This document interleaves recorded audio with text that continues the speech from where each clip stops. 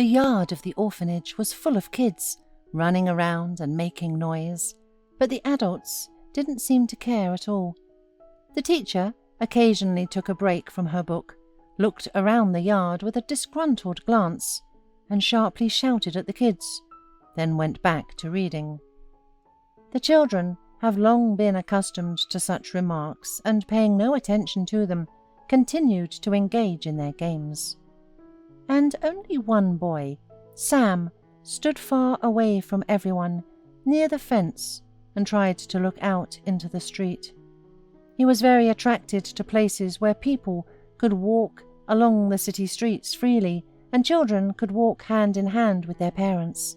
It seemed to him that there, beyond the fence, there was no pain, no tears, no sadness, and there, of course, his mother was looking for him. Sam stood at the fence and tried to stick a branch through the gap, when suddenly someone from the other side grabbed it and started pulling it to his side. The boy tried to look and see who it was, but the gap was too small for that. Then Sam asked in a whisper to leave the branch.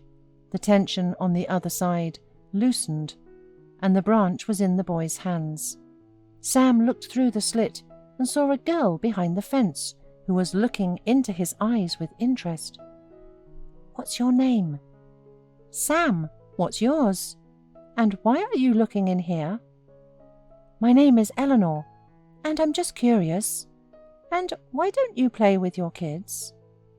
"I don't want to." "Do you want some candy?" Eleanor took a candy in a beautiful wrapper out of her pocket and with difficulty slipped it into the small slot. Sam was surprised, but took the treat. He was looking at the girl with interest, but then her mother called her sternly, and the girl hurriedly said goodbye and ran away. Sam quickly ate the candy and threw the wrapper over the fence so that no one would have unnecessary questions to him. From that day on, Eleanor would sometimes come to the fence and give Sam different sweets, which she could push through the narrow hole in the fence. Time went on, and as she grew older, the girl could already go for walks alone without her parents, and her visits became more frequent and longer. They talked a lot, telling each other everything that bothered them. Sam told her he dreamed of meeting his mother and wanted to leave the orphanage. And Eleanor often talked about the books she had read, her kitten, and boring school. The boy told Eleanor that his mother had lost him, but that she would find him soon. In fact, his father abandoned Sam's mother, and, not wanting to raise the child alone, the woman left the boy at the orphanage door 6 months after his birth. The good-for-nothing mother left the country later with a new boyfriend. As time passed, the children found a way to pass other, larger things over the fence. Eleanor used to bring Sam books, pies that her grandmother baked, and apples from her garden. Sam became very attached to Eleanor, and when she didn't come for a long time, he missed her very much. Finally, Sam was allowed to leave the orphanage forever and breathe the long-awaited air of freedom and plunge into independent life as an adult. He was given a room in the dormitory, and now he and Eleanor could communicate freely. The young people walked around, went to the movies, and enjoyed each other's company. Sam was enrolled in a technical college, and in the evenings he worked as a courier, and Eleanor rejoiced with him over his achievements. The girl was a year younger than him, so she graduated from high school only a year later, and then entered the same college. Now they began to see each other even more often. One day, Eleanor invited Sam to her home to introduce him to her parents. But despite the warm welcome, after the young man left, her parents strictly forbade their daughter to see him further. They explained to Eleanor that a man from the orphanage was probably not very well brought up and could not be a good companion for their daughter.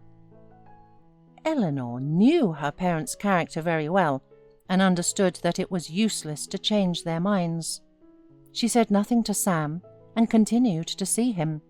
Her father, seeing the young people together one day, would no longer talk to his daughter, but came up to Sam outside the college and talked to him harshly. The father forbade the young man even to approach his daughter, and even threatened to get him in trouble if he didn't listen. Sam honestly told Eleanor about the meeting with her father, and she confirmed that this was the situation, and she didn't know what they should do next. "Eleanor, marry me. You're an adult, you can decide for yourself. Your parents will have to put up with it." "No, you don't know them well. They will never change their decision. But I'm ready to marry you without their consent," said Eleanor, smiling to Sam. Sam hugged Eleanor and whispered quietly, "Thank you. I can't imagine my life without you." But Eleanor's father kept his word. When he saw that Sam was walking Eleanor home again, he pulled all his connections and bypassed the law to get Sam drafted into the army. He was summoned on the very day when he and Eleanor were about to apply to register their marriage. The wedding had to be postponed.